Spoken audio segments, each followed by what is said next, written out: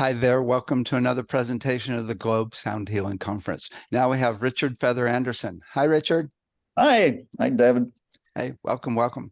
Richard Feather Anderson has a Bachelor of Science in Architecture, Feng Shui, is a Feng Shui master, is an internationally recognized pioneer in the revival of geomancy, Feng Shui, sacred geometry, and labyrinths.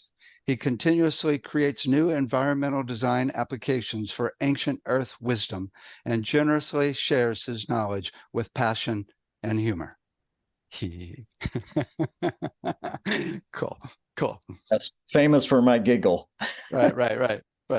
Okay, so what have you been up to lately? Oh gosh, just got back from a dowsing conference in Flagstaff that happens every 2 years, and put in a labyrinth there for everybody to use during the conference, and taught them how to. It's the ancient or classic 7-circuit labyrinth, and that's the one that a colleague and I discovered way back in the 80s. There was a connection to the 7 chakras with the 7 circuits of the path. And I have been playing with that and actually adding a whole bunch of things from sacred geometry to understand what a gift that is to humanity. So it was really neat to teach people that whole meditation. We did several walks. I was going to, usually I give a talk, everybody gives a talk twice, so that, you have the participants have options for, if there's 2 people they want to hear one time, they've got a second chance.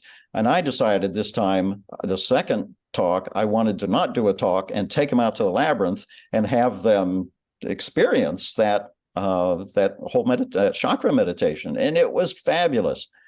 And it was the first time that the opening and closing ceremonies at a dowsing conference was held at the labyrinth, which was also fabulous.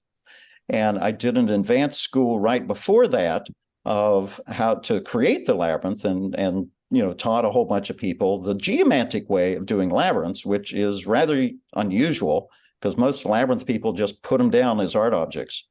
And I have a whole process of communicating with the spirit of place, asking permission. Is it okay? Is it okay to put a labyrinth, or are you thrilled about having a labyrinth? Am I the right person? And then I go into this whole egoless state of, I'm just here in service to the labyrinth entity. I consider it a being that I'm helping, that I'm midwifing its incarnation in this particular spot. And that is not the way most people approach doing labyrinths. So when you said, in my bio about a pioneer, here I am again, combining geomancy and labyrinths and dowsing to develop a new approach. And it's just thrilled to be able to do that. And the people that came and got involved with that whole process were also thrilled, and it just delights me. Nice. Yeah. Okay, here's the big question. If you have all the money in the world, how could we help people on the planet? Oh, gosh. Well, the first thing that pops into my mind would be to completely reform the educational system. Yay. Because, and that is, I've probably always been tended towards that because, part of my life mission is teaching. And there's 4 generations of teachers in my family, so we inherited this lineage of a lot of knowledge about how to teach in a lot of different situations, public schools and church schools and in nature camps and all kinds of things, and Boy Scouts.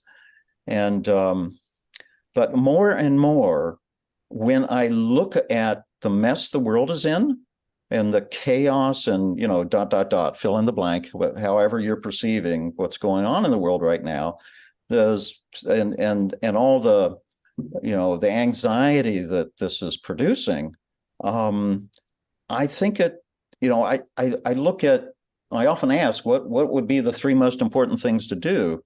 And education just keeps coming up. We haven't been teaching critical thinking. We're not teaching socialization. We're not teaching civics anymore, how the government, how the world works. We're not teaching economics on a practical level. All that stuff is missing. But the most important thing, and this goes to sort of what I didn't say in the talk, but is sort of a foundation of why I'm teaching sacred geometry.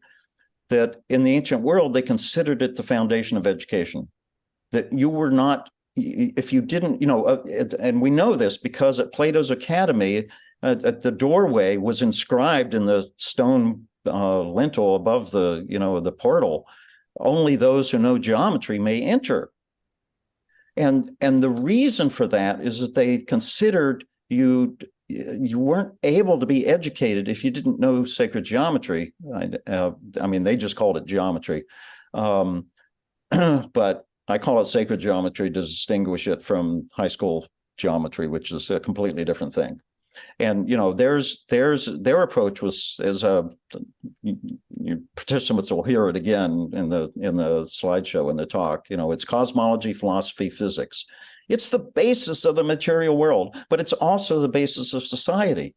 So there's a whole piece of it that's just about relationships. And in fact, it's defined by Pythagoras as the study of relationships of objects in space. And so it's all about relationships. And if you don't understand how that works in ecology, in the natural world, how it works in society and social relationships, and how it applies to the golden rule as part of that, how you treat other people so that you have harmony and peace in your society, without having that understanding and where it comes from, the study of geometry, you basically were not in a position to be educated. So the fact that we don't have this in our school system, there's a huge hole there, Not to mention the amount of trauma that people have gone through by going through math classes, right? I mean, seriously, actually, I mean, I would bet, I remember my math class. I was really good at math, right? But I remember my math, I would bet you half of the people in math class are going, what the hell's going on here? Right? I mean, even if you're smart, you're still going, what the hell's going on here? Because there's no applicability. Yes. Why am I studying this? Why are Right. What's the point? Right. And what's wonderful about this ancient approach to geometry is that it's all relevant. Exactly. Why do you want this? Well, because it will help you understand relationships. And even the way you run your business. Yes. Right? Right. It's incredible. It's really it's just that all those people, all those kids that were traumatized, and I'm serious, traumatized by math, there's probably a quarter of them, completely flunked or don't get it otherwise. And that leads to a lifetime of therapy. It leads to a whole idea as a failure. And that right there is wrong, because so many kids are not passing the test in math and they are labeled a failure. And that leads to drugs, to violence and therapy the rest of your life. Well, and the proof is in the pudding of what I've experienced over the last 40 years of teaching this stuff. There's always somebody who cries in my classes. And once I saw it in a good way, healing way, they were crying because all of a sudden it made sense. And I was by giving them a positive experience, I was bringing up and helping release the trauma of what happened in that class. And so I started saying at the beginning of all my classes, welcome to a clinic for the healing of math abuse and geometry distress. Love it. So why is this? So the reason I'm saying that, and then I say something about this is what usually happens when you get to a point where you've had a beautiful experience or transformative or something, and you start to feel like you're going to cry because you finally understand it, or it makes sense, or it's relevant, or you see how it applies to your life. I tell them, I'm giving you permission now to cry, because this is a clinic for the healing of math distress and geometry abuse. I love it. I would say, I think it's number one also to change the educational system. I really think that will change the world, because if you teach all these kids, I mean, in a different way. So they're in their body, they're connected to nature, they're connected to each other, they're at peace. It's going to change everybody that they are in contact the rest of their life. That's really the way to change the world right there. Mhm. Yeah. Okay. So tell us what's an overview of what's your presentation about? Well, the title says it actually. Mhm. Sacred geometry shows us, and then the answer, everything that matters. So Oh, yeah, so that's basically where I'm going, and I thought that it would be cool to offer this. I know most of the other presenters are going to be talking about sound healing and the actual techniques and stuff, right? And so what I wanted to do was say, hey, all of that is based on understanding geometry. Because every time there's vibration, there's geometry. So let's look at that. And so I'm showing how I give a lot of the basic principles and the different aspects of it and the different parts of the world that applies to. And then about the second half is sort of here's how it applies to art and architecture and society and blah, blah, blah, and all this stuff. ah, So that's kind of where we're going. yeah. Really, it's all about vibration. I mean, there's sound, but we talk about sound, but it's really vibration at all levels of reality. And geometry is absolutely a critical aspect of vibration in the universe. Yeah. Okay. Two are synonymous, and that's sort of that's one of the big messages. Whenever everything is vibrating, all matter, all energy, everything's vibrating. It's vibrating in all sorts of different qualities or speeds and whenever there is vibration, there's geometry. That's the huge missing piece. Cool. Okay. Well, let's take a look at your presentation here. All right. Have fun, folks. Enjoy. Hello, I'm Richard Feather Anderson, and I'm here to share a talk with you titled, What Sacred Geometry Shows Us? Everything That Matters. So just to give you an overview of what I want to do here, sound healing, of course, is a pioneering new field, and it's put forth a new worldview that everything is vibration. Well, from my perspective as a sacred geometers have been studying geometry that we know is the result of vibration for thousands of years. So there's a lot of information here that could be very useful. So I'm going to be talking about what sacred geometry is all about, what it does for us, how it creates the material world, what sacred geometry shows us about the nature of the universe and the physical world, and how we can use it to guide our own creations so the result is harmony, beauty, and peacefulness. So it's really, I'll be going into not talking about sound healing at all, but about the underpinnings of what you can understand, what more you can understand about the nature of vibration, which is the whole basis of sound healing. So welcome to a feast for your body, mind, and heart, a taste of the smorgasbord of creation that is sacred geometry, which can open up the doors to understanding how everything in the material world is created and how it all works. So this is going to be a whirlwind overview, and I'm going to be using excerpts from a lot of the sacred geometry classes I teach, the one at Globe and the ones I do on my own. And if this piques your interest, I'm converting currently about 40 years of in-person classes to online videos. So if you go to my website, you can find out about that. And you can sign up for my newsletter to find out when I'm posting new classes. But let's just get right into it. So I'm going to switch over to the keynote presentation and get going with that. So what sacred geometry shows us? Everything that matters. What is sacred geometry? Well, the first thing I want to say, and I say in all my classes, is that, it's not that class that we had in usually 10th grade, geometry class. It's not a branch of mathematics at all. It doesn't even resemble the high school geometry class that many of us had. It's really a branch of philosophy and cosmology. That's a much better way to think about it. In fact, in the ancient world, they thought of it as the physics, what we now call physics. So that may give you a better understanding of why it's all about studying the how vibration is created by geometry. It's also nature's only way to create relationships in space. And Pythagoras called it a study of order in space, and I sort of expand that to its study of the inherent order that the ancients were seeing in everything in the world, and particularly in nature, within how things are arranged, how objects are arranged in space. And what does it do for us? Well, just about everything. It guides energy into matter. It gives a sense of identity to form.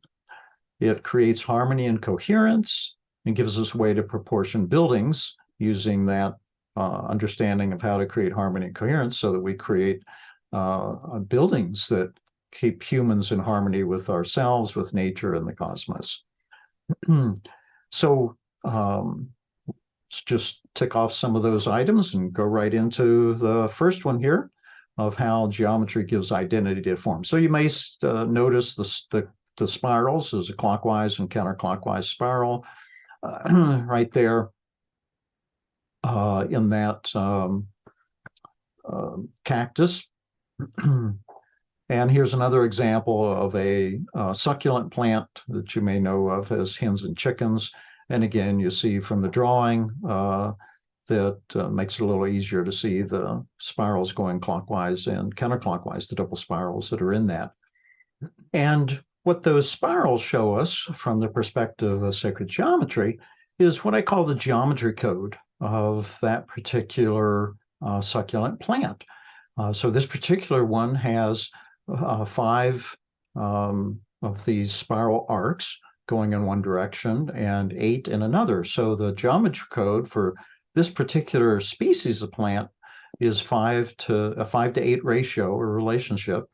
And it's the same for every plant in that species. And that is what, that's why I call it the geometry code. It tells basically the plant who it is and how to behave and what, so it's part of the identity of that particular hens and chickens succulent plant. Here's another example. Daisy flowers are doing the same thing, sunflowers. So you can see the spirals going in 2 directions there. And here's a drawing that makes it even clearer to see that. And then the numbers for this one, the ratio is 21 to 34 are the number of the spiral arcs going in the clockwise and counterclockwise direction. And that's the geometry code for this particular daisy plant. Pine cones is and cactus are another example. And it's easiest to see that if you turn the pine cone to its base, to the bottom. And it's the easiest way to look and see all of those spirals there. So another thing geometry does for us is that it creates coherence. And it does that by creating a coherence or a unity between the inner structure and the outer form of lots of things. So let's use the water molecule as an example. It has a hexagonal geometry.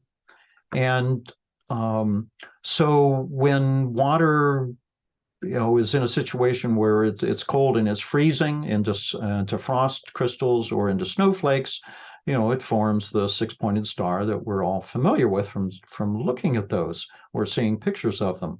And that's a result of this rule, this law of the universe, that the outer form can only come out of whatever the inner geometry is, in this case, at the molecular level. So the outer form can only exist in harmony with the inner structure. There's really no free will choice when we look at nature through the lens of sacred geometry.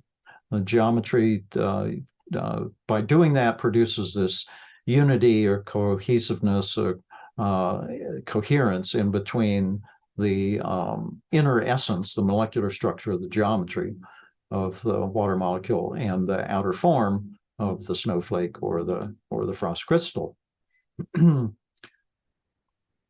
So all over the universe, we have this, we just keep seeing over and over again that all matter and all energy are vibrations.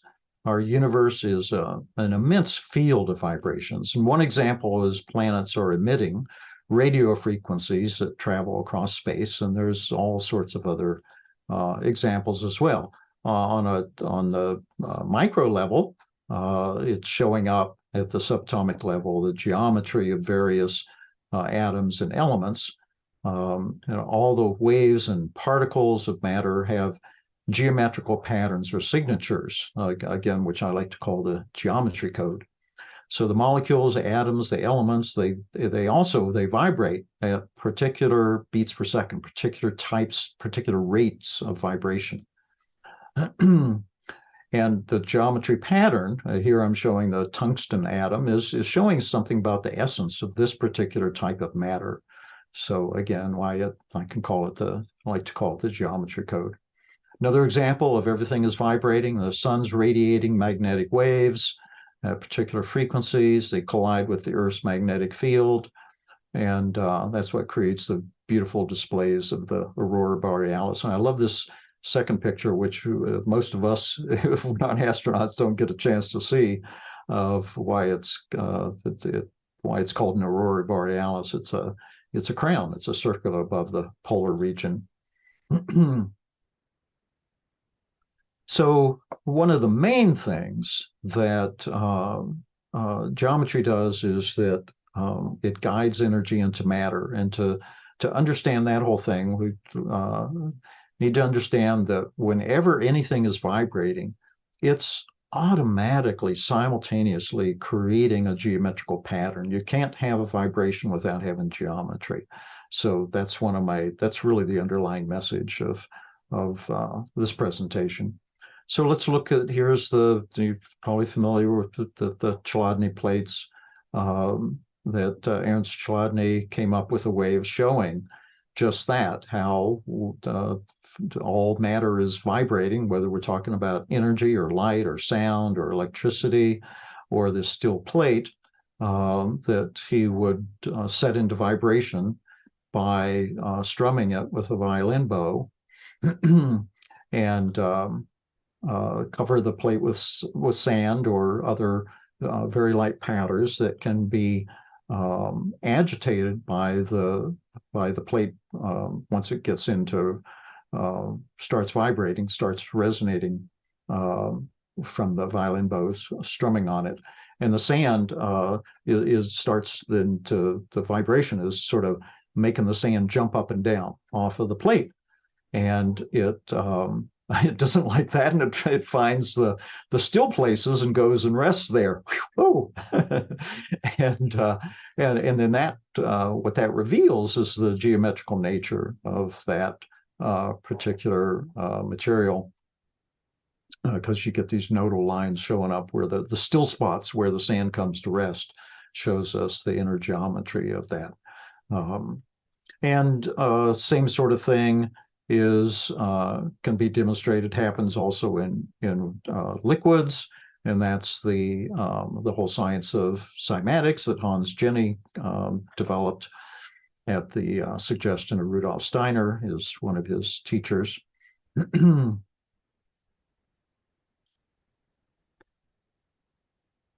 So the geometrical pattern that you see there depends on what kind of substance there is. Again, every substance has a different geometry code, a different signature, will create different geometrical patterns. And that gives us a picture, really, where we can see what the inner nature of that particular material is. I think this one might be paraffin. I can't remember, but here's how these are created. Imagine that you have a drum head and it has a very thin rubber membrane stretched across it, and then you pour whatever your water or your alcohol or your turpentine or your liquid paraffin or whatever substance you want to see the inner geometry on. You pour that in there, it makes a little dimple, a little pool, puddle. And then you start exciting the cymoscope, that rubber membrane, with sound is one of the easy ways to do that. And and the liquid starts to bubble, sort of like the lava pits or the mud pits at Yellowstone or things like that. And it sets up a recurring pattern, a regular repeating pattern, and with the way the bubbles are oscillating, and they build up over time a complex symmetry pattern, a geometry. And what's really cool about this is that that pattern, that geometry, is going to change depending on what the frequency is of the sound. Here's an example of 22.2 hertz. And it's going to be different for each material because of the inner geometry that it's cohering to, and also the how tight the membrane, how tight the rubber surface is that the water is on. All three of those things are going to be factors in what kind of geometry you see showing up here. So here's another example at 28 hertz. And just look at the difference. It's just a tiny change in the vibration, and this is an 8-fold pattern, and the 22.2 is a 5-fold pattern. So it's telling you something about the nature of the substance, and the frequency, and its inner, revealing to us something that we wouldn't be able to see otherwise. The inner nature of that. That matter. So I like to think of sacred geometry as the music of the universe, or the music of matter. In other words, it's the universe is a series of vibratory intervals and vibrational relationships. They're just humming along as they create and hold together the material world. And sacred geometry shows us those resonance patterns, those waveforms, those vibrations of the material world that we wouldn't see otherwise. So we can see and hear the geometry of the world we're living in. So another way that geometry reveals things that we may be missing otherwise without employing it is the creation stories, the creation myths from all various cultures. I've really been exploring the Genesis creation story, which is, the paradigm worldview creating story of Judaism, Christianity, and Islam. They all have a similar basis to that, of it starting with the 6 or 7 days of creation. But these creation stories they're not just mythology. It's really the metaphors in these stories are telling us something about the cosmology, the worldview, the paradigm of each culture, and how they understand the principles of the universe. It also includes a lot of philosophy of how to live right, how to live in harmony with others, and understand the world that we're living in. And so, but to get at that level, really helps or need to be employing sacred geometry to understand it, to convert the words into geometrical images. And these stories were created in a time before written language, when cultures were all the information was passed on in oral tradition, and storytellers are typically painting word pictures. And in the ancient world, a lot of what they were describing was for people who knew how to and would be just automatically changing the words into visual images in their inner view screen that are geometrical. So this is the drawing I have here is in the Platonic Pythagorean traditions called the flower of creation. You may know it as called the flower of life, but it's also could be called, and I prefer to call it the flower of creation, because it is the image that is described in the Genesis creation story, if you know how to read the story through the lens of sacred geometry. So let's just look at some other things that creation stories tell us. about the nature of the creator who created the creation. So in physics, modern physics, particularly the branch of cosmological physics, has been calling the universe for a while a singularity. And we're going to see something very similar. For instance, in Islam, the word Allah means the one, or a single something, a single identity, a single entity, a single consciousness. A lot of world mythology, early Earth-centered cultures around the world would have the Earth Mother or an Earth Mother goddess or Gaia as the name for the creator. The Ouroboros is one of the oldest images that goes with creation stories, a serpent biting its own tail, which is a metaphor, a visual metaphor for there's no beginning or ending. In other words, a singularity. So these are all symbols of a singular state of consciousness, a unity consciousness.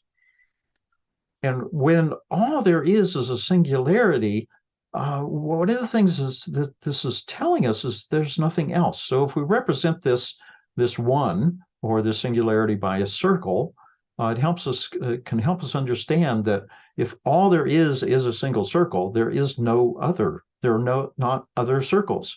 There are not whole clusters of things. There's no flower of creation. There's a whole collection of different circles.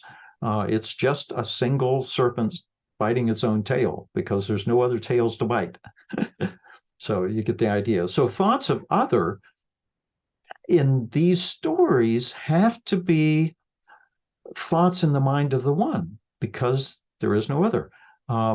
And so in Hinduism, they would call this the causal realm, a state of nothing, of no things, of nothingness, of stillness before the creation is launched. My teacher, Keith Critchlow, said that you can reduce most of the ancient creation stories to a single statement, a simple statement of the one becomes two, or oneness or unity or singularity becomes a state of two-ness. So the material world is real, that we know, is a state of lots and lots of things. It's a state of diversity.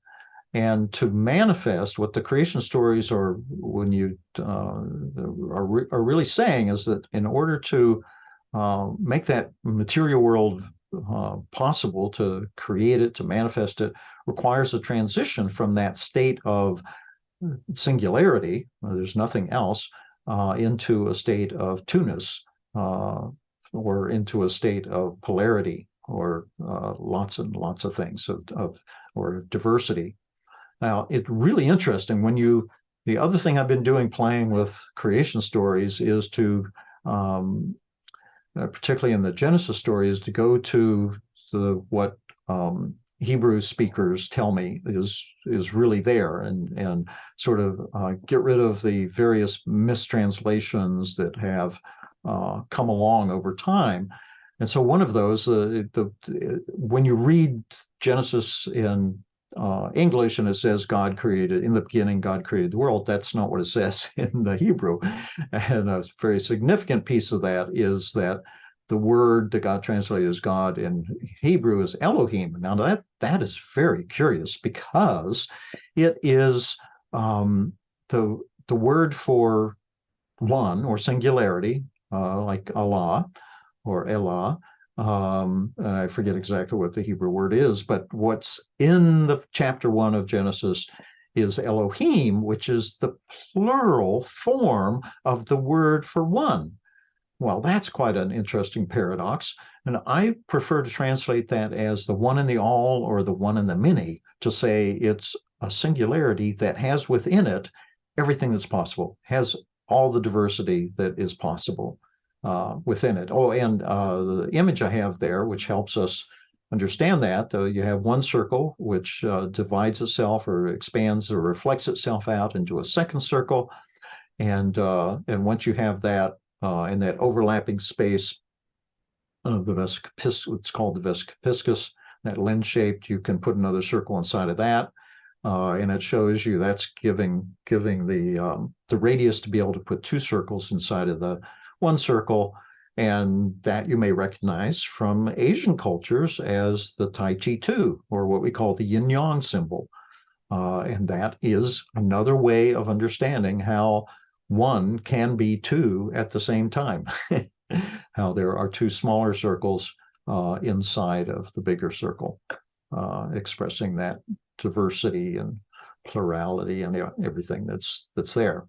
So the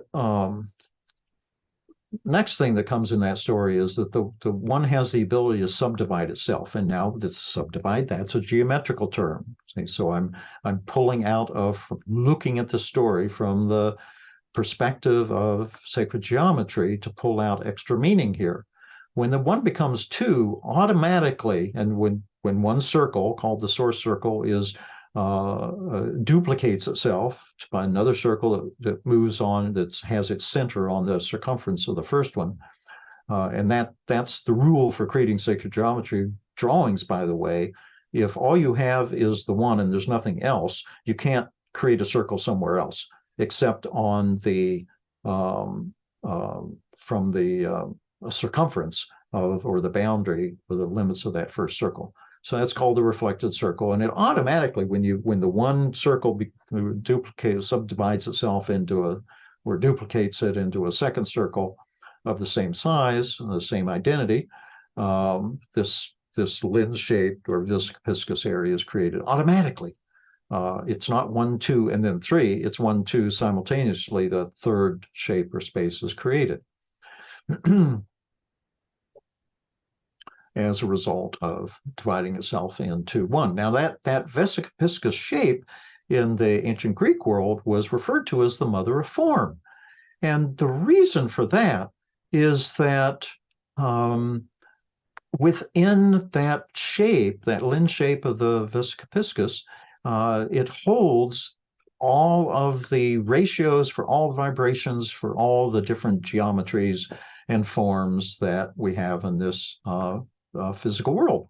So all of the, this drawing is showing all of the polygons coming out of that. There's a equilateral triangle and a square and a pentagon and a hexagon, et cetera, all being generated out of the one circle becoming two, creating this third shape. And also within the other reason it's called the mother of form is that within that shape, that lens shape, is also held what's called the root harmonies, which are the building blocks of the material world.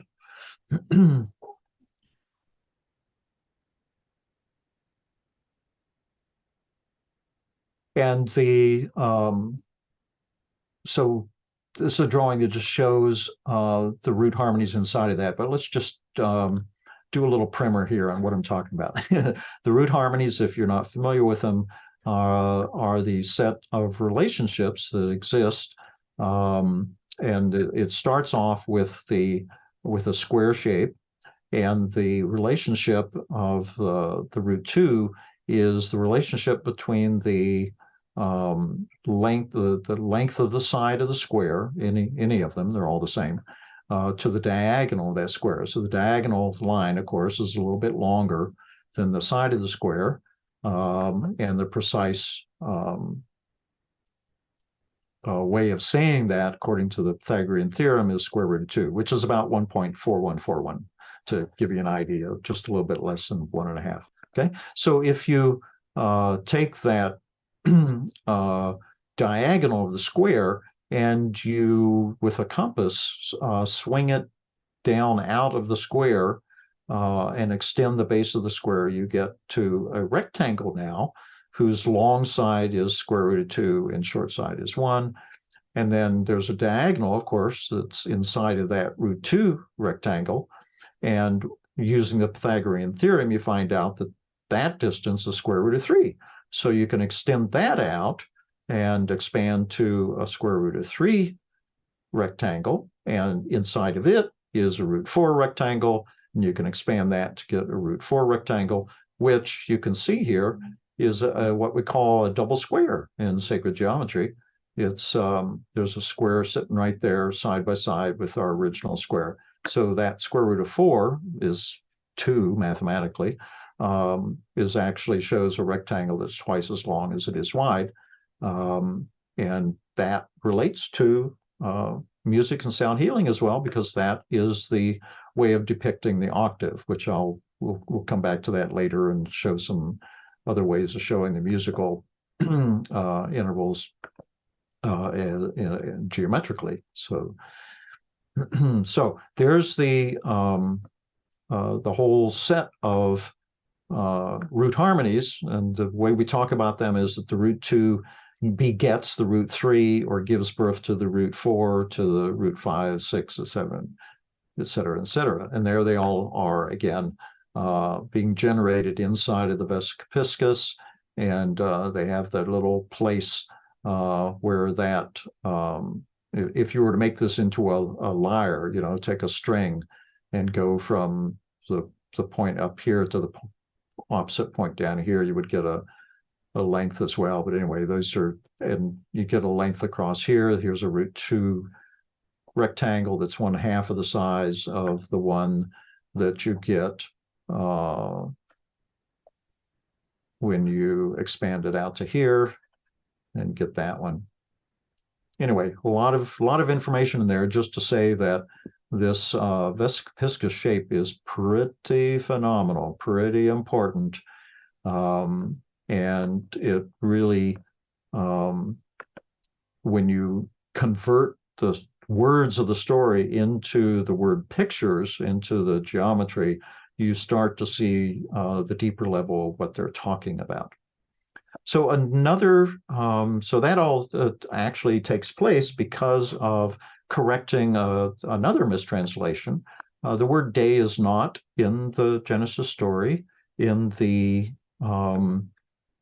Hebrew, that word that got translated today, it actually means interval or steps or stages in a process of creation in this case.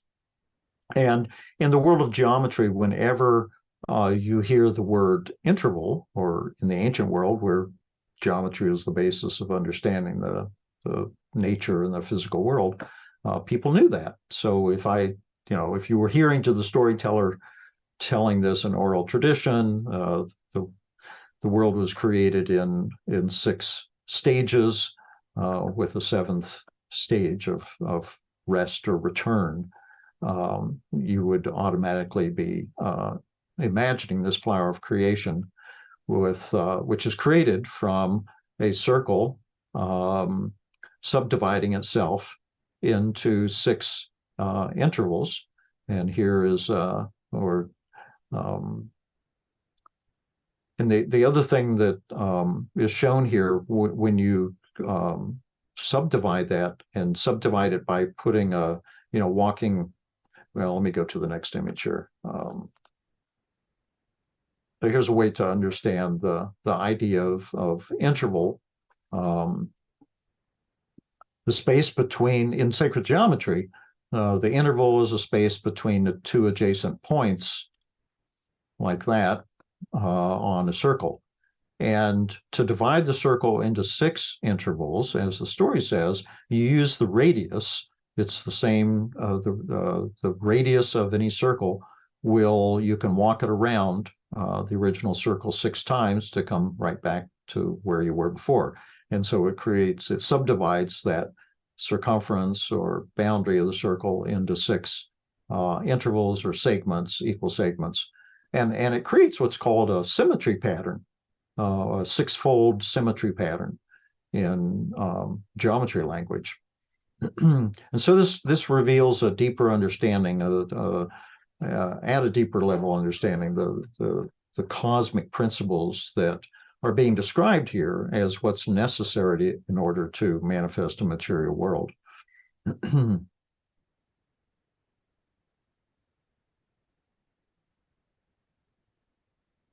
So it gets really interesting when this I do in my class on interpreting the creation story using geometry.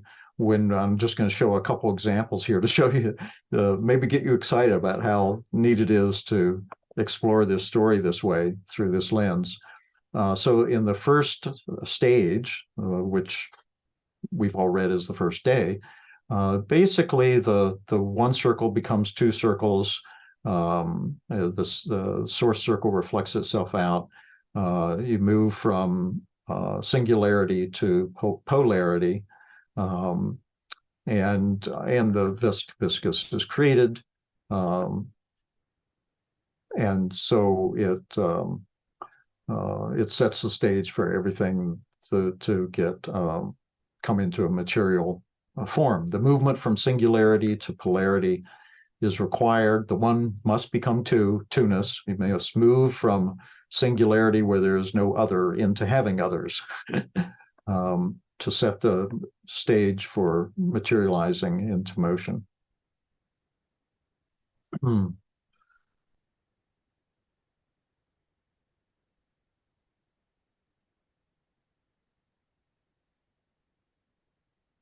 So what happens on the third step of this whole process is one of these places where if you're not following the story by drawing the flower of creation or looking at it, you're missing how astounding what's going on in the story.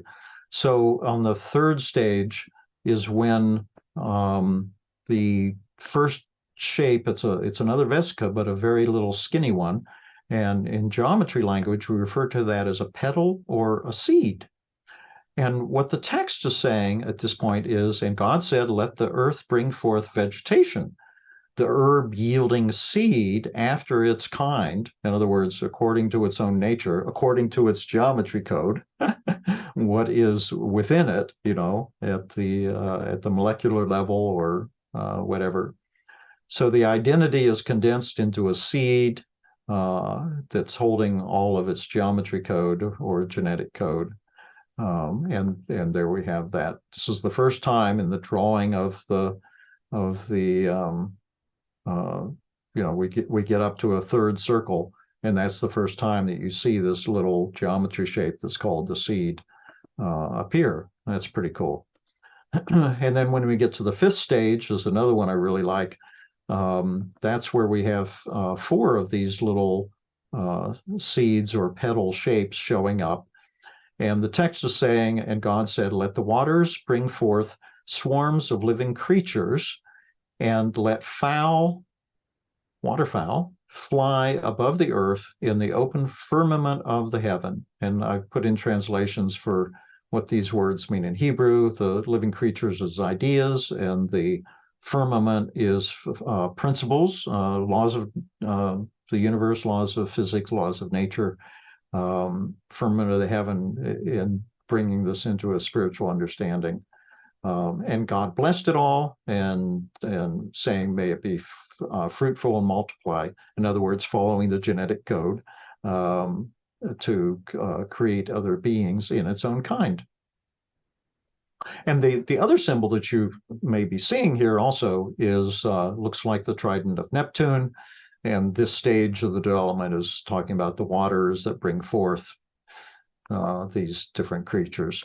And they're bringing forth from the below world into the upper world. This is the first time we get a petal into the conscious world from the subconscious world below. So all various understandings that you can get when you start augmenting the understanding of the story with the geometrical images.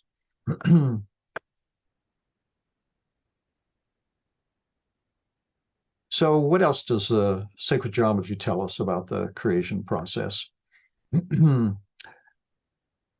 Well, remember I was saying that from the sacred geometry worldview, the universe is a resonant field of vibratory relationships. Whenever something vibrates, there's automatically geometry. And so the next thing to explore is to look at one of the main thing that geometry does of guiding energy into matter, and how does that happen? Well, when vibrating energy is organized in a coherent way, as in a geometrical grid, like what's shown here, the energy is stabilized. And it turns out that that's what is required to guide energy into matter. You have to go from a state of chaotic. So sort of, we can demonstrate this with sound. It's sort of as if you're going from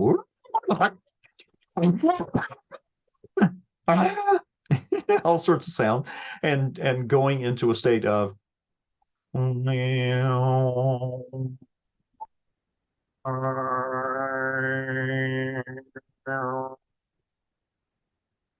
where there are several different intervals of sound happening at the same time, but being coherent and interrelated and related to each other through the laws of sacred geometry. So another way of saying this is that a vibratory resonance pattern, which is what this image is called in physics. This is an image, by the way, of platinum, the material platinum, and we're looking at about 300,000 times magnification at the subatomic level. And so this vibratory resonance pattern creates a set of nodes and antinodes, stillness, places of stillness and places of quiet, of rest, like the steel plate that we looked at in the Chladni patterns, in a fixed grid of relationships within the pulsing waves of energy and that allows the energy to become matter. So let's look a little deeper here, and a little larger image. And right off the bat, what you're probably seeing is you're noticing all the symmetry here, that these black dots are the same distance from each other and from the center, creating a square, and the same thing with other squares, and there's all kinds of patterns in there, but it's all mirror image symmetry kind of stuff going on. So that's one way of creating order. And the other thing this shows us is that it's kind of like, it's showing the vibration, the waves, the waveforms being moving out from whatever this impulse is, and kind of, can understand this by thinking about throwing the pebbles into a pond and making the ripples. Except in this case, we're throwing a whole handful of pebbles of different sizes, and they're making small splashes and big splashes, and that they're all sending these ripples of waveforms out away from that explosion point. And notice that the ripples, as they move out, start to break up a bit. At first, they are complete concentric circles. And then as they get out here, they start intersecting interacting with each other. And so here's some arrows to help us visualize that moving outward. But then there's these places where these concentric circle ripples sort of break up into little bits. And that, my friends, is one of physics' best understandings of what matter is. It's the little bits that have separated out from the overall waveforms, and they've moved from wave to particle. So another way to sort of sum up how geometry guides is the thing that's necessary to guide energy into matter to make a physical world is that matter is a geometrized light energy. In other words, an energy stabilized and held in a form by geometry. And that is the way that Robert Lawler, in his very excellent Sacred Geometry book, describes how to think about matter. And basically what this is telling us is that without geometry, the physical world wouldn't exist. It's only that's geometry is what makes it possible for existence to exist, is the way that I like to say that. And this is the greatest mystery of our universe, and it's the secret formula for the eternal creation of the universe. So one last image to sort of pull things together here is that when you can take the root harmony series of the square begetting the root 2 and the root 2 begetting the root 3 and giving birth to the root 4 and etc. And if you place that at scale over this subatomic resonance pattern, you find out that those ripples are not just moving out into space at some random sequence or intervals or distance from each other, that they are moving out according to the root harmonies. So another reason why we call them the building blocks of matter, the specific technique that our universe uses to hold together and stabilize the vibration so that it becomes matter, is to regulate those ripples of vibration according to the root harmony sequence. It's one of those kind of realizations, okay?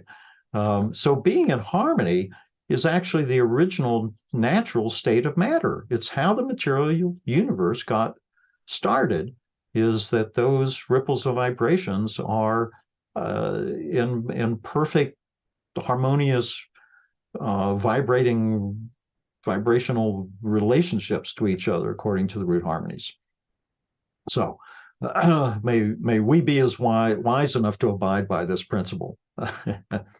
And so this leads us then to, with that as a foundation of understanding, you can take this and start applying it to all sorts of different aspects of life, and look at the practical applications of all of that.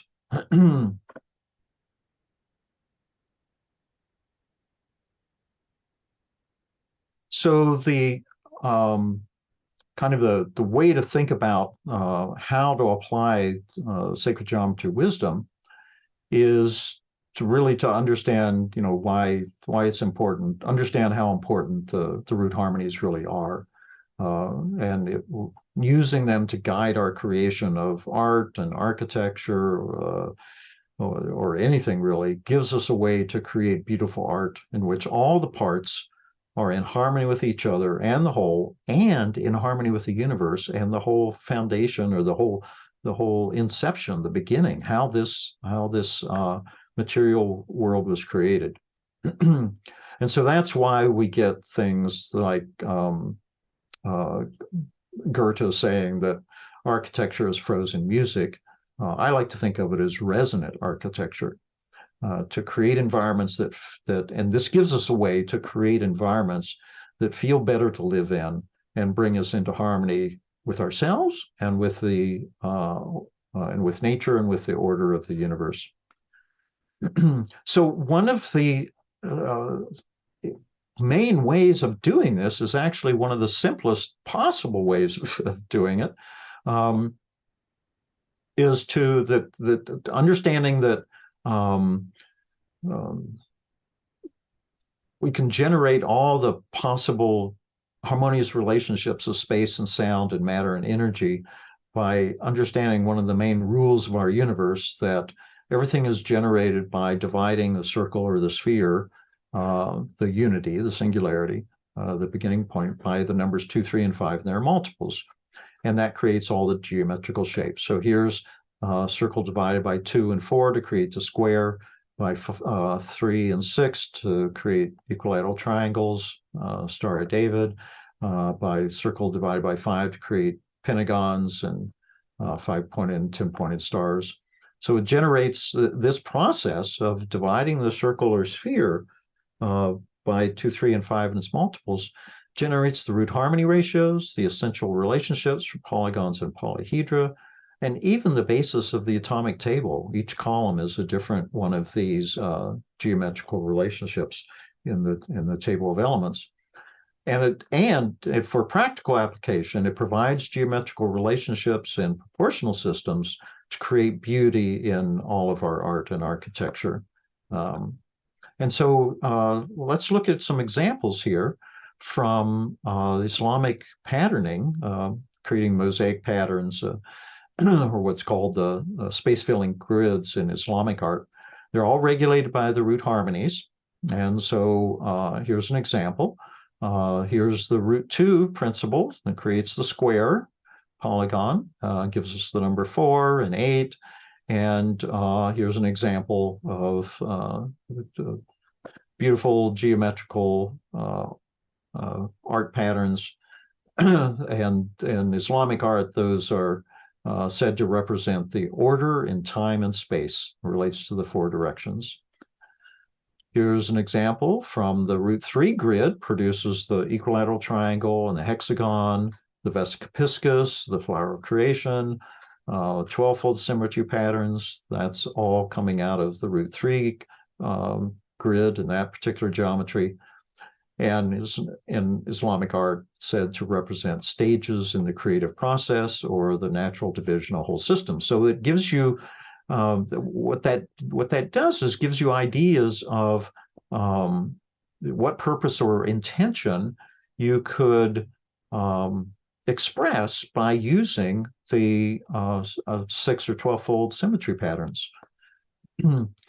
And then the number 5, when that divides the circle, it creates a 5-pointed star, which is the golden ratio proportion being experienced, or the call it a phi grid. The Greek letter phi is another way of saying the golden ratio, and represents the growth of organisms, since most of the plants and animals on planet Earth, their bodies are being guided into form by the golden ratio. So this also can lead to number symbolism, and derived from the qualities of these various polygons and stuff. So the symbolism of 4 is derived from, in sacred geometry numerology, from the qualities of the square and the octagon, which are associated with the material world, the earth, the 4 directions, how time and space is divided up, sense of being grounded, solid, stable. These are all qualities of the square, the octagon, dependability, knowing what's coming, which comes from this knowing the sun is rising in the east, setting in the west, et cetera, and the power of manifest. These are all things that, if you want more information on this, my Geometry as a Symbolic Language class goes into this more deeply and more slowly. So dividing, but here's just a taste of how this gets developed. Dividing the circle by 4, the first thing that happens is not the square, it's the cross. When you have these 4 points and you connect them through the center, it creates a cross.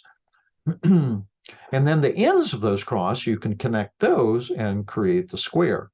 And then that cross becomes the diagonals of the square, which is that root 2 principle or relationship related to the side of the square. And this is a symbol for manifestation or incarnation. The cross is, or the number 4. And because it's referring to the cross, and 4 points, created by 4 points, created a subdivision of by 4 of the circle. And so why is it called the symbol of incarnation? Well, because to get born in the physical world, you have to pick a specific time and space.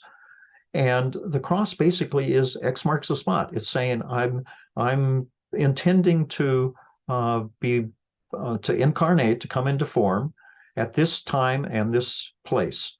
And so that's also why that is used as the natal birth chart.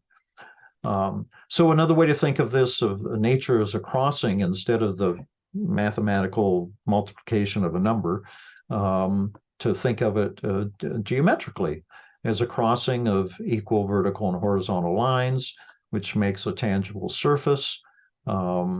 And some examples of crossings are matter and spirit creates life, male and female creates a baby, warp and weft creates a textile, a cloth surface, dark and light creates shadow, which makes things visible. A white house when there's no shadow and you can't see anything. So you have to have to bring together dark and light to see anything. The number 4 is also representing the 4 directions. And, the archaeologists, anthropologists say that they think that is the first sense of order that ancient humans had, that the sun was rising in the east, setting in the west, every day getting to its highest point, at noon in the south, casting a shadow to the north, or you could see the north at night with in the northern hemisphere with a single point of light and all the others moving around it. Okay, so this gave them a sense of order, stability, all those qualities we just looked at with the square.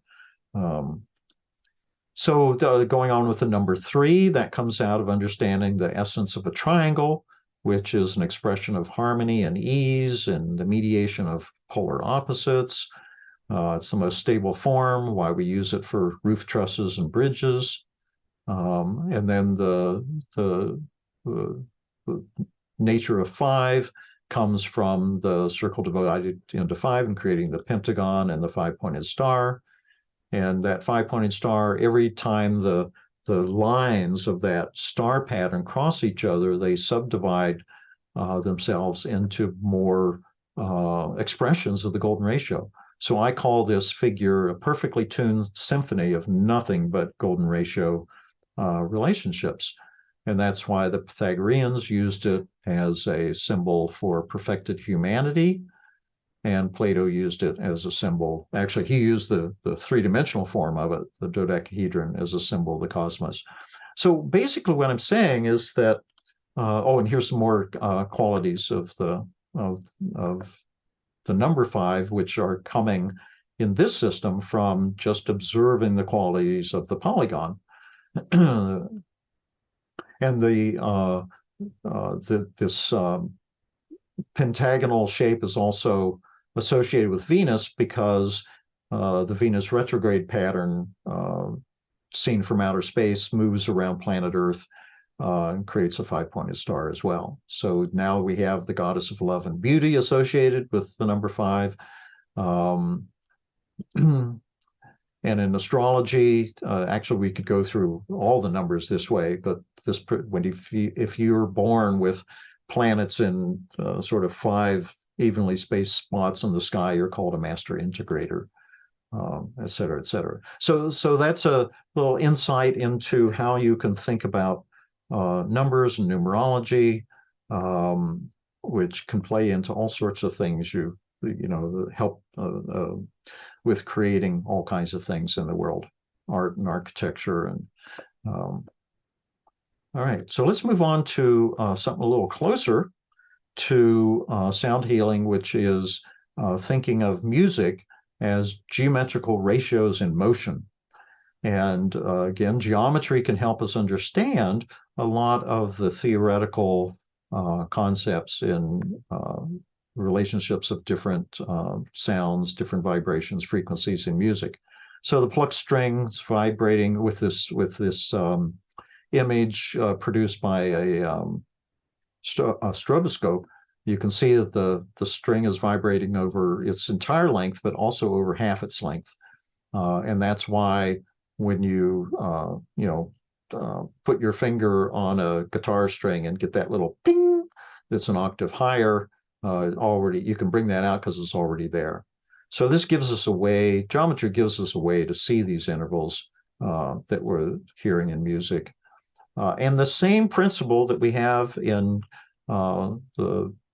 creating the polygons and polyhedras by dividing by 2, 3, and 5 also exists in creating the musical harmonies of all the intervals and overtones and everything from dividing the length of a string or the column of air by these whole numbers, 2, 3, and 5, and their multiples. And that creates relationships that are simple whole number ratios, 1 to 2, 2 to 3, 3 to 4, 4 to 5, etc. And this is the way it's usually shown with the different divisions of the string, creating all these different intervals. And here's the geometry way of doing it, of hearing it and seeing it and being able to measure it all using all the senses to understand. Here they have the bridge at the halfway point, which creates half of the string vibrating twice as fast as the whole string. And here's the geometry way of showing it, the double squares again, where you put 2 circles in there and see that they're twice as 2 circles long and 1 circle wide, It's a 2-to-1 ratio that creates the octave. And so this is the way in the classes I do at Globe, I convert these different intervals, which are pretty conceptual intellectual understanding, to a geometrical understanding. So here's the 2/3 of the string compared to the whole string, creating the perfect fifth. And here's a way to understand it as a rectangle that is relationship of 2 to 3, 2/4 or circles by 3/4 long. And so let's just go through a bunch of them. Here's a perfect fourth, a 3 to 4 relationship, gives a little squatter rectangle. Here's the major sixth, showing 3/5 of the string compared to the whole, and creates a skinnier. So that's another thing that geometry can be very useful to us, to give us a way of really being able to grab and grasp with our senses these sort of conceptual ratios that we use to talk about the specific, the relationship between the different intervals, the different levels of vibration, the different frequencies of sound. Now, the same sort of thing used to be done in architecture up until about the 1920s, when it sort of all got thrown out. But let's explore architecture as frozen music. And so in the Renaissance, architects were using musical intervals to proportion the buildings, the facades, the front of the buildings, the rooms, the length and width and heights of the rooms, and the windows, and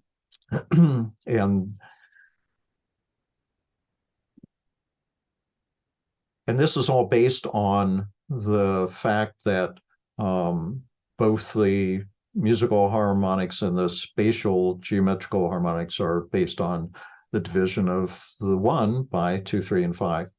By the way, harmonics, the word harmonics, today we mostly think of in terms of music, but in the ancient world, they would have been visualizing geometrical rectangles, geometrical relationships as well.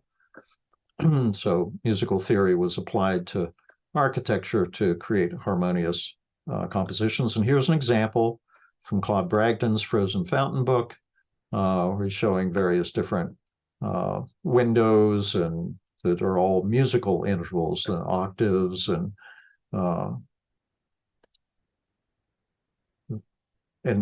basically the thing that's really that I find amazing about this is that this is another way of creating harmony and coherence and unity between things, because they would do things like figure out what proportion, which ratios they wanted to use for a particular space, because it was in harmony with the intention of how they were going to use that space, which is why the understanding the numerology is very helpful. And then they would figure that out, and then they would proportion the everything in the space, including the windows. So you'd be looking out of that, say, a root 2 proportioned space through a root 2 proportioned window into the world. So really wonderful way of creating harmony. And you can use that same principle using the musical intervals, these whole number ratios. There is a way that used to be used in architecture where you could take any rectangle, any a space of a room of any shape, even if it's not one of the root harmonies, like most of the places that we live into today, you can still create harmony in that space, and how you arrange the furniture or subdivide the space. This I do in my class on sacred architecture and using geometry. So here's a grid that gives you a whole bunch of different nodal points that are in harmony with all the other points in the space. And here's an example of building a designed about 20 years ago that was a guest house over a garage. And I just did this intuitively and what felt beautiful to me. And then when I was done, I put the grid on it to see if I was on the right track and found that I had a lot of division in thirds and fourths that sort of came through for this particular this client. And the same thing can be done with art, with mandalas, the rose windows in the Gothic cathedrals. Where these circles and all these different shapes are placed is not accidental. They're all in a harmonious grid. And so the intersections of this 12-pointed star are giving all the points where the centers and edges and the circles they're all being done, brought together. And then I'm currently decoding a building on the UC Berkeley campus. Used to be the school for the deaf and blind.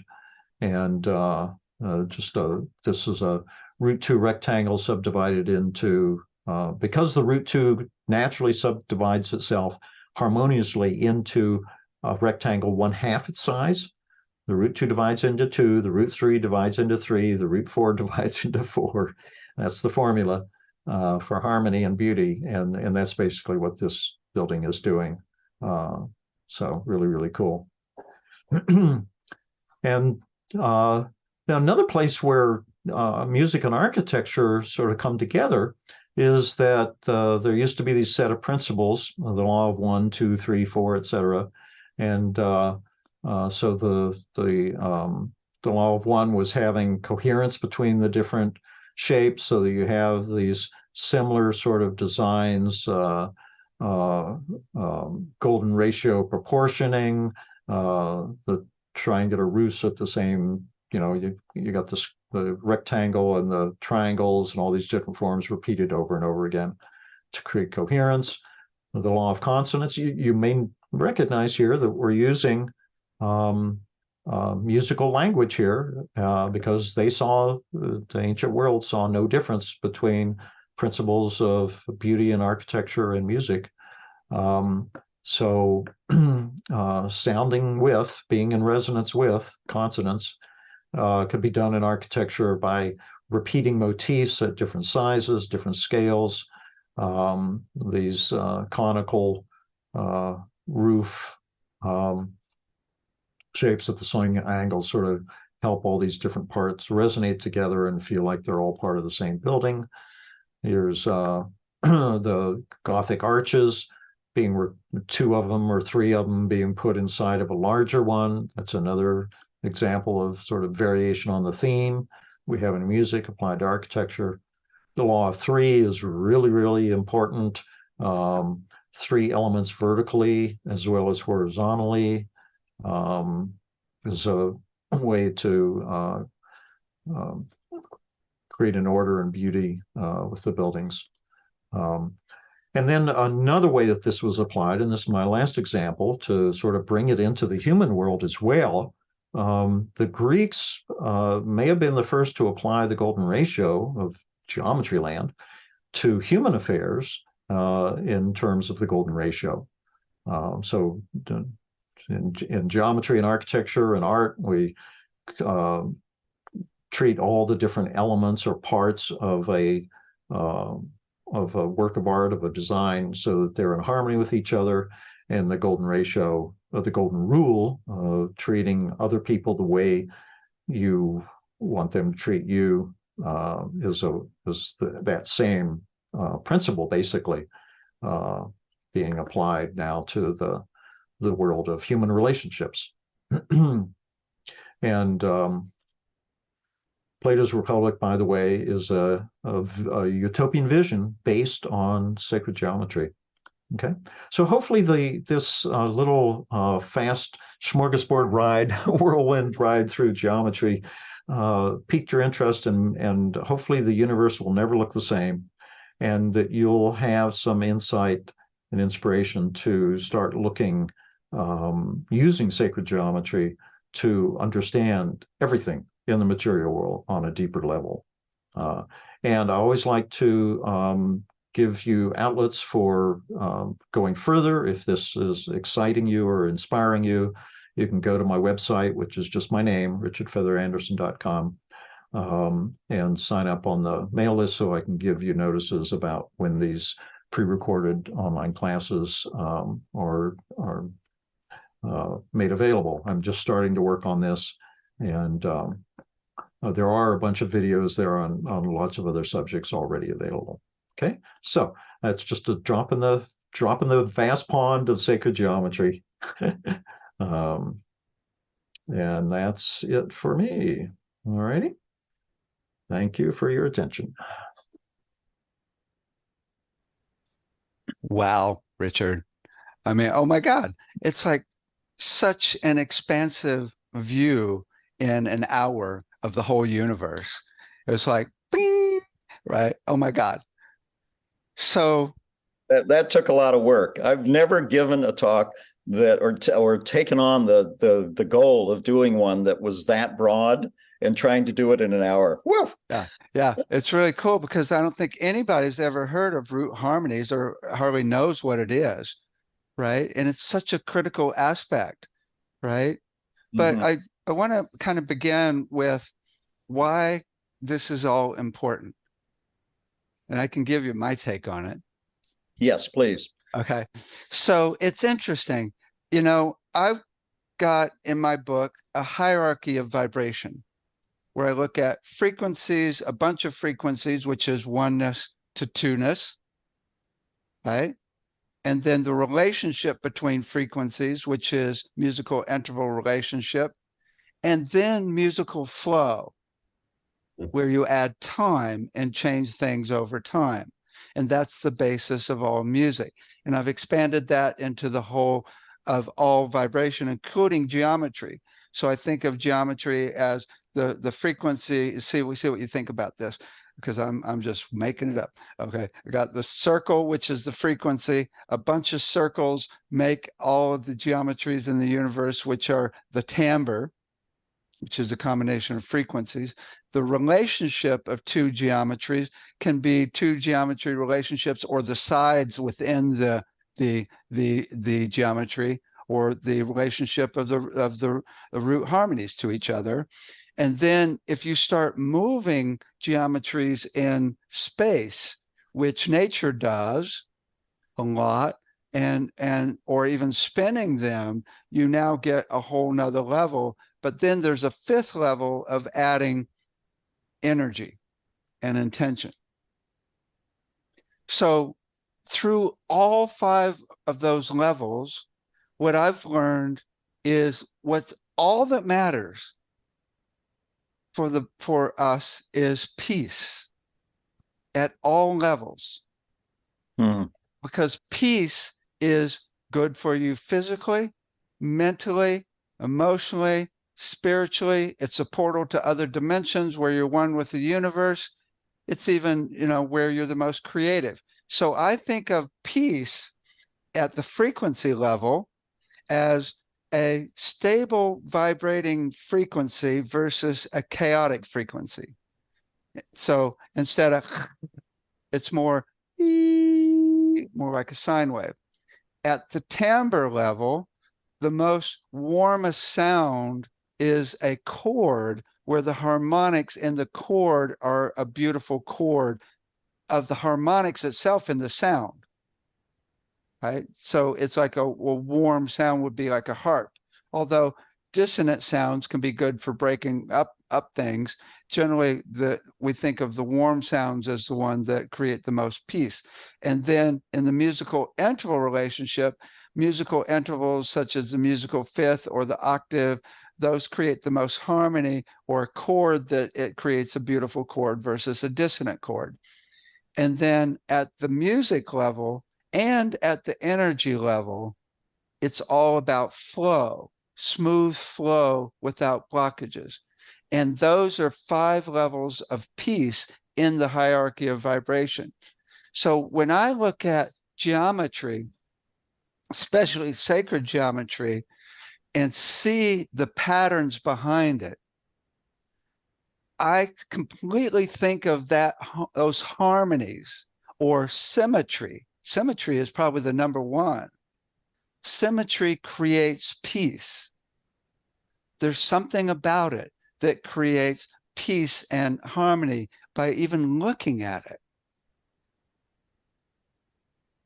What do you think? And what would you like to add? Or I'm shift? Or shift? What's that? I'm scribbling notes like crazy here. Okay, so here's my first reaction. Let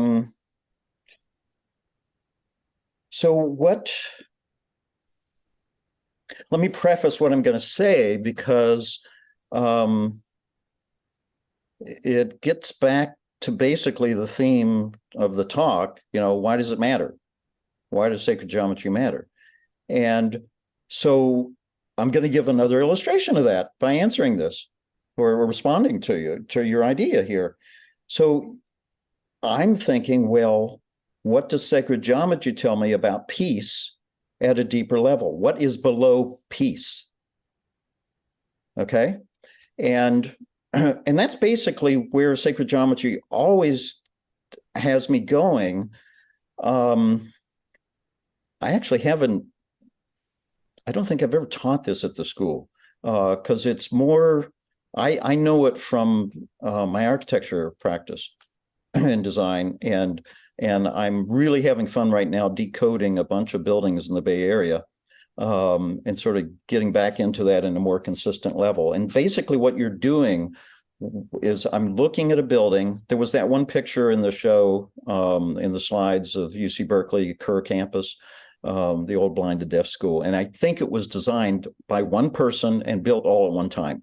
So the whole campus is coherent, and it's one of the most peaceful campuses I've ever been to, except maybe University of Virginia, which was designed by one person, Thomas Jefferson, and built all at one time. Right? So all the parts fit together as a harmonious whole. The reason is that they're coming out of a single impulse, or a single person creating it, or the goal of having it be a reflection of the singularity, the oneness.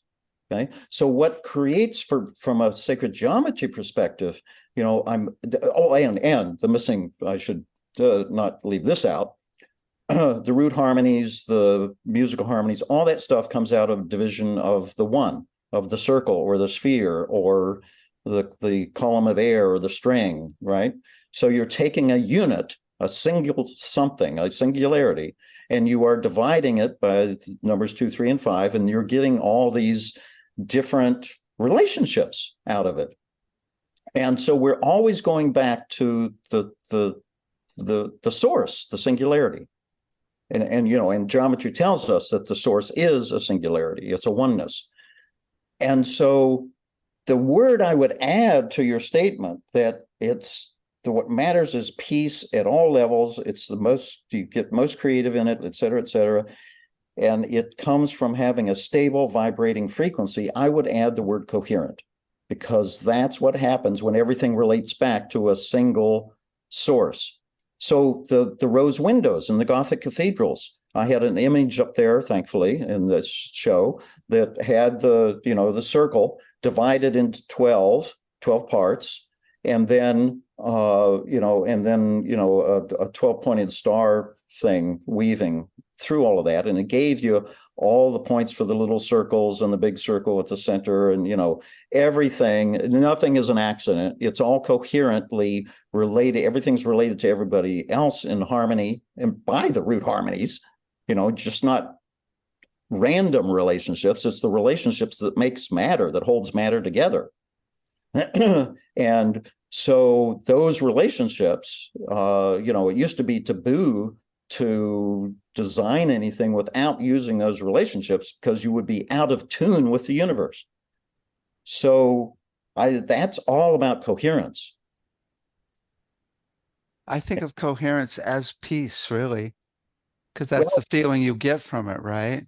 I would say it the other way around. Coherence, peace. And so let me go a little further with that, because wait, hold on a sec. What does coherence mean then? Coherence means you have everything is related to everything else, And the way that that's done in art and architecture, which is where I've learned it, is that you have a single source, the circle, and you divide it by, into one of these harmonic interval structures, grids, and then so everything that's there is related back. It's generated from a single source, and its relationship is based on being related to a single source. And on the philosophical level or the spiritual level, what that means is that we are healing the state of estrangement or feeling that we are separate from the source. And whatever you call the source, whether you call it God or goddess or divinity or singularity or, blah, blah, blah, there is something that we all came from, and we're not separate from it. And when you heal that sense of separation and become one with everything, that's the ultimate path to peace. Nice, nice. So that's what I love about sacred geometry. If I didn't know this, I wouldn't have gone through those steps. But I'm going through it every time that I'm looking at a building and thinking, okay, which grid are they using? Or actually, the first question is there any harmony between the parts? Is there something holding this whole thing together in a stable, peaceful, coherent set of relationships in the length and width and height of the building? And are the windows and doors related to that? Are they an expression of the same harmonic that's being used? Right? I mean, it's the same thing in music. We have rules about you're playing in this key, so all the frequencies and intervals are this set because they sound good together that way. And that's what we do in what we used to do in art and architecture when we followed sacred geometry. I had a friend of mine from Europe who said, how could you live in a country where a lot of the cities, most or all the cities, are not built based on sacred geometry? What? Okay. Yeah. Well, we've lost. I didn't say this in the talk, but this fact that we're not teaching geometry, that it's not you have to get into our school system, it's reading, writing, and arithmetic. In the ancient world, it was geometry. That was the entrance exam. And with that whole as the basis of education, people living in America don't know that they're living. I mean, they know they're living in chaotic environments. They complain all the time about the buildings and the homes and stuff, but they're clueless about why. And so we're in a state that I call double amnesia. We have forgotten about that this is the basis of everything. Nice. Okay. And most double amnesias are not healable. But with geometry, all you have to do is look at flowers, look at nature, relations to everything, look at the golden ratio in your hand and there's a golden ratio. Whoops. Oh, I got the blurry background thing on. Can't anyway, there you go. There we go. There's a golden spiral right there, just because the length is all, 1, 1, 2, 3, etc. 5, 8, or that to the whole arm, that's 1, and that's 1.618, and et cetera, et cetera. You can rediscover it even if all the books were burned. Right. Okay, so what about chaos? That wily thing that creates all the beautiful variations of geometry in the universe and makes every one of us different, every blade of grass different, every tree different, and messes it up in the most perfect way ever. Well, there we have a little bit of a conundrum, because the ancient world didn't think of chaos the same way. So that's coming out of a dualistic worldview, and they had a holistic worldview. And so, Pythagoras said geometry is a study of order in space. And when I started teaching that to people, I realized that they were using the dualistic definitions of the word order, that it is something opposed to chaos. Whereas in the ancient world, they didn't have a concept of chaos because they saw the whole material world and the universe and everything as a unified, coherent, orderly, inherently orderly world. And so there's a lot of variety. And instead of talking about dualism, they talked about polarity. And the beauty of that is the polarity is part of the one. It's not separate from, because it's like two sides of a coin. So the magnet is my favorite example. You've got a North Pole and a South Pole. They attract each other. If you take two bar magnets, the north and south go. But if you try to bring the two norths together, there's that invisible force field there, the magnetic field, that you can't push them together. Well, they're not, the positive and negative, not two separate things. They're the poles of a single something. And that is a fundamentally different worldview that sacred geometry in the ancient world gives us. Everything comes out of the circle or the sphere. You divide it by 2, 3, and 5, and you create everything that matters. Wow. So, what it makes me think of is, if we think of it that way, all of our problems are perfect.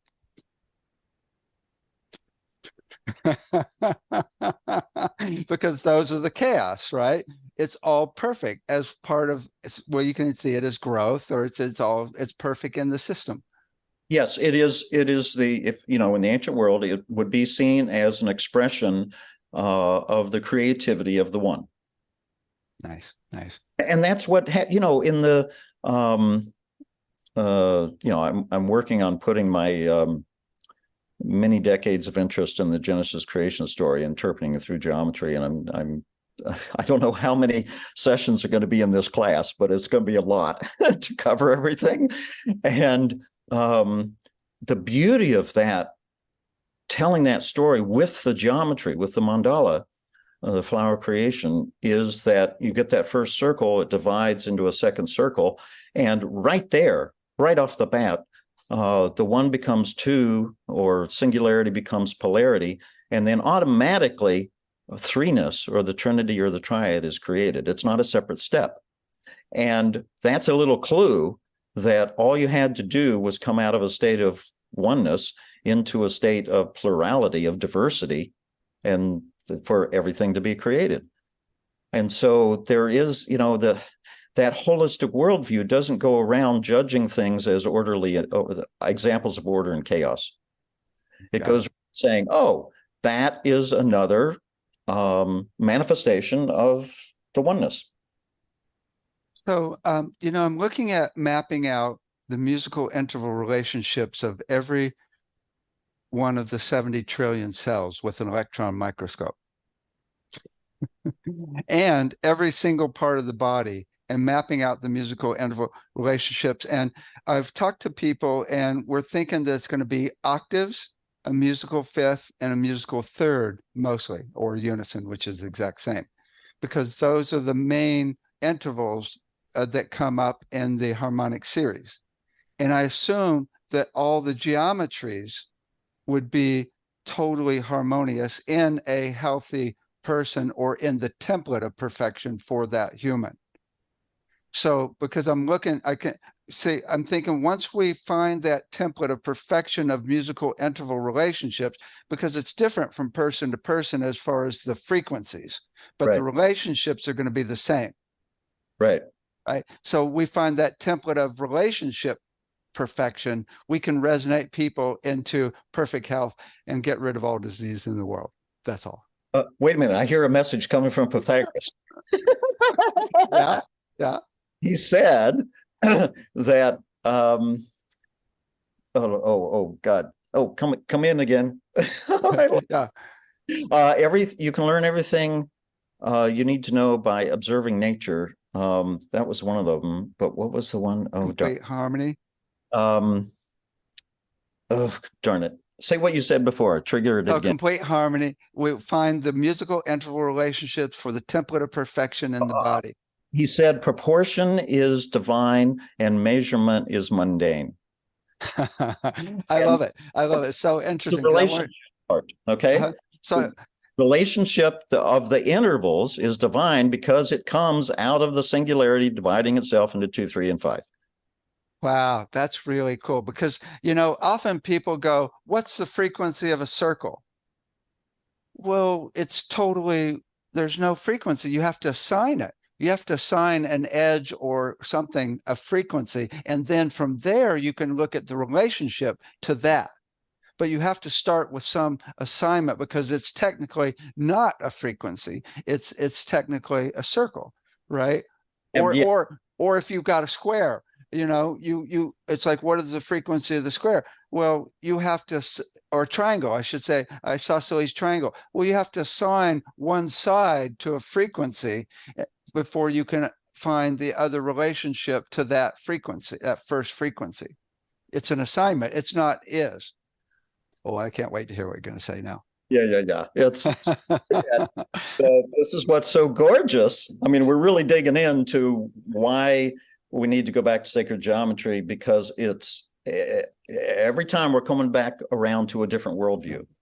So the ancient world's worldview answer to that is that the circle, and I'm not making this I'm making this up. I'm just, things I've learned from my teachers are just popping up as you talk.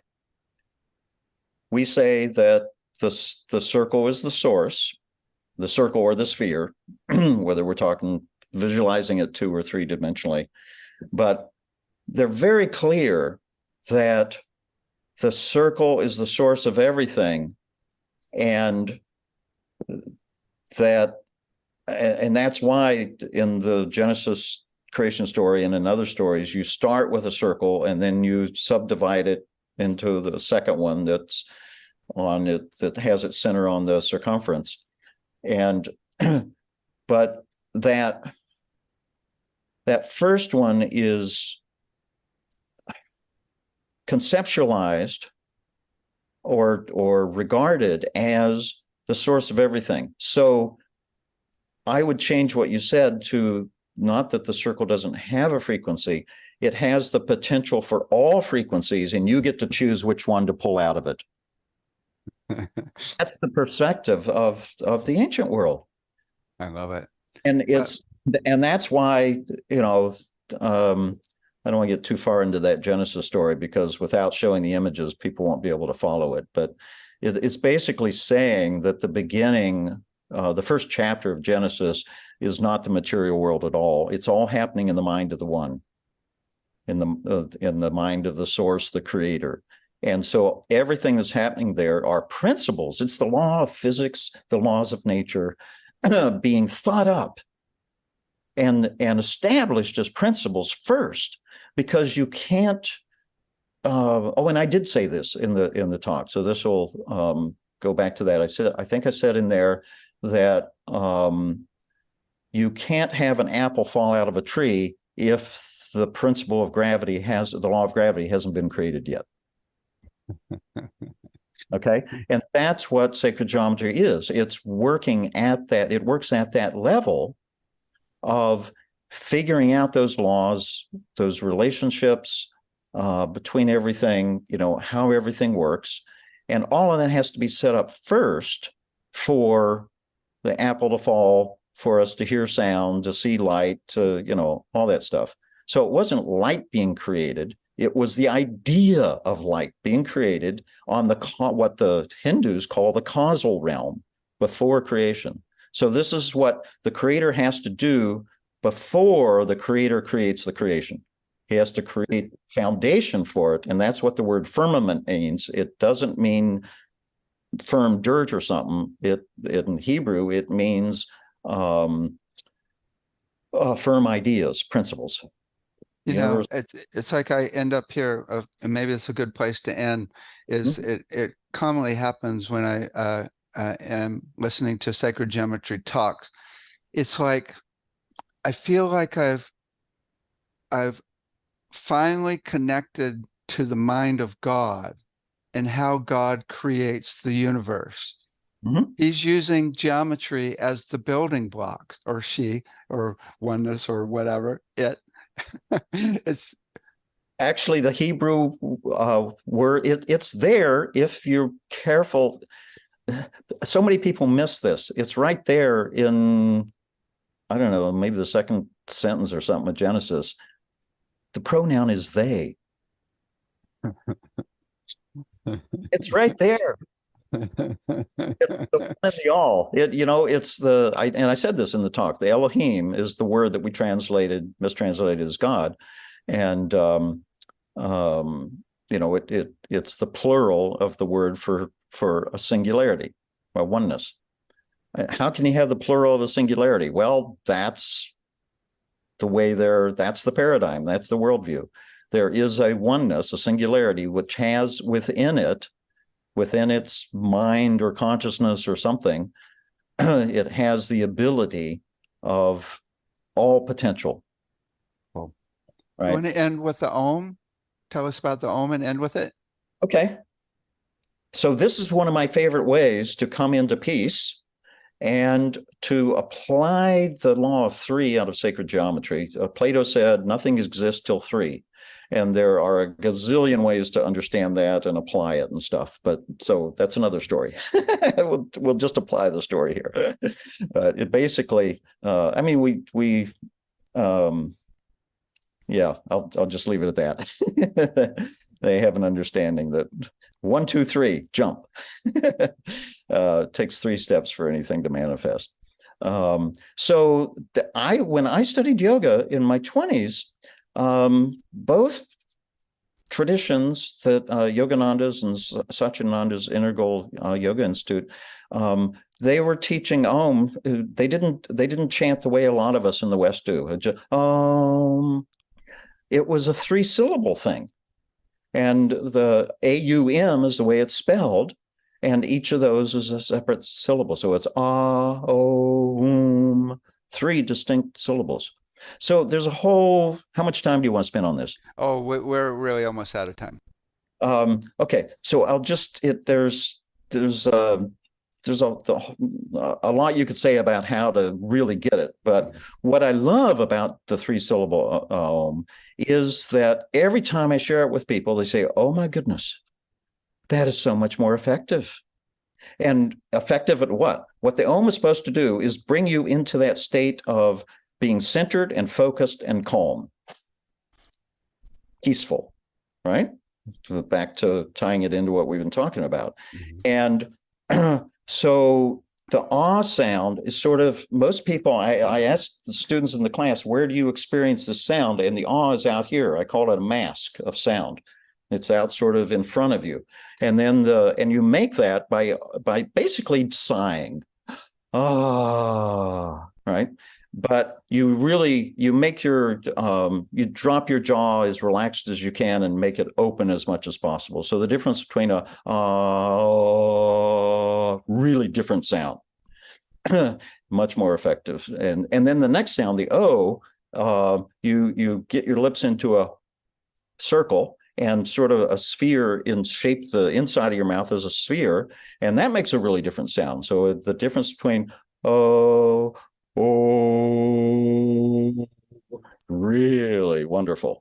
And that sound sort of comes inside and you feel it vibrating in the front of in sort of inside the skin and inside and nasal cavities and sinus, all that stuff. And some people get it down in here. And then the third sound is really different. We usually, that was nice chocolate. We bring our lips together. And to do this sound, you don't bring the lips together. You bring them close enough that they're tickling each other, just from the vibration. Okay. So, and I'm licking my lips because that helps you make the sound and feel the tickle. And that little resonance you're hearing there is the beginning of overtoning. So a lot of people naturally start to make overtonings, even if they've never even heard of overtones in that, and that sound comes really down deep inside. and people feel it in their chest and stuff. So there's a sound coming from out here to in the skull to down inside. That's what everybody says the ohm is supposed to do. But you have to use the 3 syllables ohm for that to happen, because the sounds are moving in and bringing your attention inward, following where the sound is vibrating. So I love it. I love passing. So you want to do it together? So that's another. What would I do with $1 million?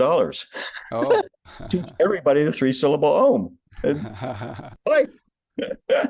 Cool. Let's do it together. You have original sound ready to go there? Can you turn it on? Let's see. I have it off. Turn it on. Turn it on. Click on the words. Uh, Original sound off and click okay. on it. And, okay, cool. Let's do it together and we'll end that way. You start. Yeah, and we'll divide it up in equal thirds of time.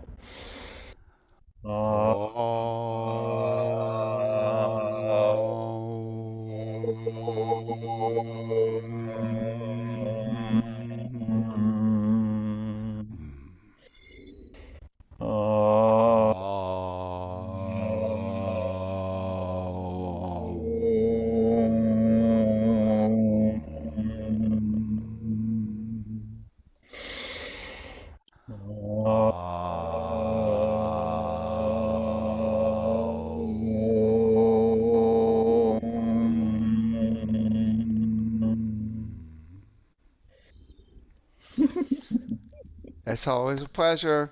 Thank you, thank you, thank you. Likewise. Lots of fun.